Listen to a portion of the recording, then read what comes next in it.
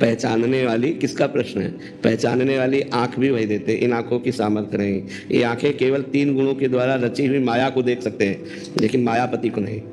सोई जाने जिहि देहु जनाई, जानत तुम्हें तुम्हें हो जाए। भगवान जिसको दिखाना चाहते हैं उसको कण कण में भगवान दिखाई देंगे। किसी सूझ वाली आंख ने पहचान की कि कण कण में झांकी भगवान की। नामदेव ने रोटी पकाई, कुत्ते ने झट उसे उठाई।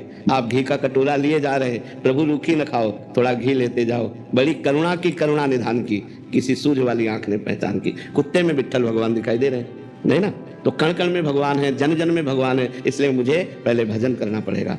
भजन के प्रभाव से जब हमारे ज्ञान नेत्र खुलेंगे तब हमको दिखाई देगा कि मनुष्य नहीं, सब रूपों में भगवान ही विराजमान है। अभी तो हमें सब रूपों में स्त्री पुरुष जड़ चैतन्य अच्छा बुरा पापी पुण्यात्मा महात्मा अलग अलग दिखाई दे रहे हैं। जब हमारे ज्ञान नेत्र बहु नाम जन्मनावंते ज्ञानवान माम प्रपद्यते वासुदेवा सरमिति सा महात्मा सुदुर्लभा। बहुत जन्मों की साधना के बाद हमारे ज्ञान नेत्र प्रकट होते हैं, तब उनसे हम जान पाते हैं कि सब में भगवान विराजमान है। और ऐसा जिसको ज्ञान हो गया सा महात्मा सुदुर्लभा। ऐसा महात्मा मिलना बड़ा दुर्लभ है जो कण कण में भगवान का दर्शन करता है। आपको तो दिखे महाराज जी, तो हम बोलो ना सबको दिख जाएगा। ऐसा होता ना। एक बार भाई जी से, हनुमान प्रसाद पोद्दार जी से उनके निज जनों ने कहा कि राधा कृष्ण आपको बहुत प्यार करते हैं, वो आप राधा कृष्ण को प्यार करते हैं, भाई जी एक बार राधा कृष्ण से कह दो हम लोगों को भी दिखाई दे दे। तो भाई जी ने कहा अगर ऐसा विधान होता तो हम पूरे विश्व को दर्शन करा देते, पर ऐसा विधान नहीं है। जब तक आप रोओगे नहीं, जब तक आप तड़पोगे नहीं, तब तक वो आपके नेत्रों में आने वाले नहीं। और वो ना आना चाहे तो किसी की ताकत नहीं कि आपको दिखा दे, और वो आना चाहे तो किसी की ताकत नहीं कि रोक ले। ये स्वतंत्र हैं भगवान, परतंत्र नहीं, स्वतंत्र है। परम स्वतंत्र न सिर पर कोई भावे मने करे वो सोई। इसलिए हम रो रो कर नाम जप करें, वो कभी कृपा करे और उनके दर्शन हो जाए तो कण कण में दर्शन होने लगेंगे। फिर सक्षम सिंह जी कानपुर से। श्री हरिवंश महाराज जी सत्संग में सुना था कि आशा ही परम दुख है और निराशा ही परम सुख है। तो क्या हमें गुरुदेव के सानिध्य और गुरुदेव व संतों के दर्शन सेवा की भी आशा नहीं रखनी? ये भागवतिक है। वहाँ संसार की आशा को कहा गया है आशा ही परमम दुखम नैराश्यम परमम सुखम।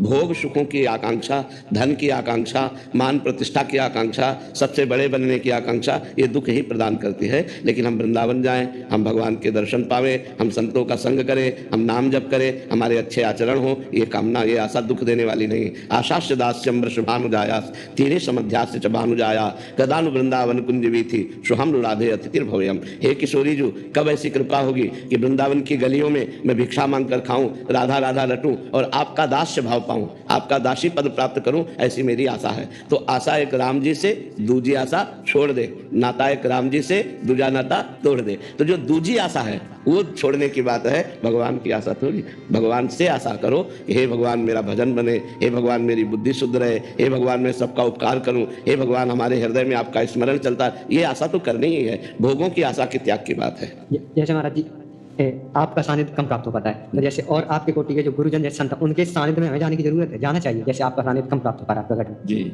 आवश्यक लगे तो जाना चाहिए, संतों का संग सुनना चाहिए। पर हो सकता है एक संत के सिद्धांत को दूसरे संत का सिद्धांत काट रहा हो, क्योंकि कोई कर्म योग है, कोई अष्टांग योग है, कोई ज्ञान योग है, कोई भक्ति योग है, कोई प्रेम योग है। तो जैसे यहाँ की जो चर्चा है वो भक्ति और प्रेम योग से युक्त होगी, तो कोई इसे काट सकता है, क्योंकि दासोहम की है। जब कोई शिवोहम की चर्चा करेगा तो वो काट देगा, तो फिर कहाँ चल पाओगे? तो एक है साधे सब सद है और सब साधे सब जाए। अगर हम बहुत जगह सत्संग करेंगे तो हमें ज्ञान तो हो जाएगा बहुत जगह का, लेकिन लाभ नहीं, हम चल कहाँ पाएंगे? और एक जगह का सत्संग किया और पकड़ लिया, चल दिया तो चले गए, निकल गए, पार हो गए। तो ये बात ध्यान रखना है। हमारे यहाँ ध्रुवदास जी कहते हैं इष्ट मिले और मन मिले, मिले भजन रस रीति, तहाँ निसंक होए मिलिए तासो कीजिए प्रीति। ऐसे का सत्संग करो जिससे इष्ट मिलता हो, श्यामा श्याम, मन मिलता हो और श्यामा श्याम की दासता रूपी भजन रस रीति मिलती हो, तब तो सही रहेगा। नहीं तो फिर वो सत्संग आपको दूसरे मार्ग की तरफ ले जाएगा। थोड़ी देर दूसरे मार्ग की बात सुनी, थोड़ी देर प्रेम मार्ग की बात सुनी, फिर ज्ञान मार्ग की बात सुनी, तो चलोगे किसमें? एक मार्ग पकड़ लो, एक मार्ग चलो तो सिद्ध हो जाओगे भगवान की।